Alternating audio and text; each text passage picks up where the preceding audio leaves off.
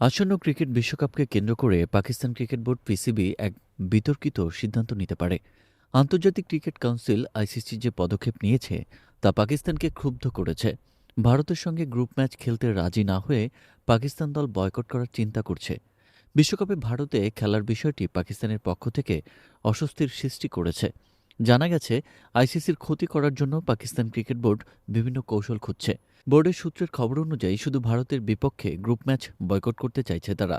পাকিস্তানের সাবেক ক্রিকেটাররা জানিয়েছেন, ভারত ম্যাচ বয়কট করলে আইসিসিকে 2 পয়েন্ট হারাতে হবে এবং সেই সঙ্গে আন্তর্জাতিক ক্রিকেট সম্প্রচার ও আয়ের প্রভাবও পড়বে। বোর্ডের কর্মকর্তারা বিভিন্ন বিকল্প যাচাই করছে, কোন ভাষায় প্রতিবাদ করা হবে এবং কোন ধরনের পদক্ষেপ নেওয়া যেতে পারে। পিসিবি চেয়ারম্যান মহসিন নাকভি আজ পাকিস্তানের প্রধানমন্ত্রী শেহবাজ শরীফের সঙ্গে বৈঠক করবেন। বৈঠকে তারা চূড়ান্ত সিদ্ধান্ত জানাবেন, যাতে পাকিস্তান দল বিশ্বকাপে অংশগ্রহণ করবে কিনা কিংবা শুধু ভারতের বিপক্ষে ম্যাচ বয়কট করবে কিনা। বিশেষজ্ঞদের মতে, পাকিস্তানের এমন সিদ্ধান্ত বিশ্বকাপের প্রভাবকে ব্যাপকভাবে পরিবর্তন করতে পারে। এটি ভারতের বিরুদ্ধে কূটনৈতিক ও ক্রীড়া রাজনৈতিক সমীকরণ প্রভাবিত করবে। ভারত ম্যাচ বয়কট হলে পাকিস্তানকে আন্তর্জাতিক ক্রিকেট সম্প্রচার এবং আয় রাজস্ব ক্ষতির মুখে পড়তে হতে পারে। অন্যদিকে পাকিস্তান দল শ্রীলঙ্কার কলম্বোতে আগামী 15 ফেব্রুয়ারি ভারতের মুখোমুখি হবে।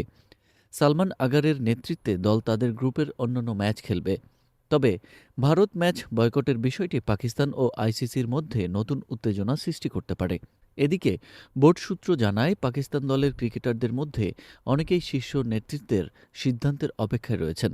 আন্তর্জাতিক মিডিয়ায় নজরও এখন পুরোপুরি পাকিস্তান বোর্ডের দিকে। পিসিবি এবং পাকিস্তান সরকার বৈঠকের পরই চূড়ান্ত সিদ্ধান্ত জানাব।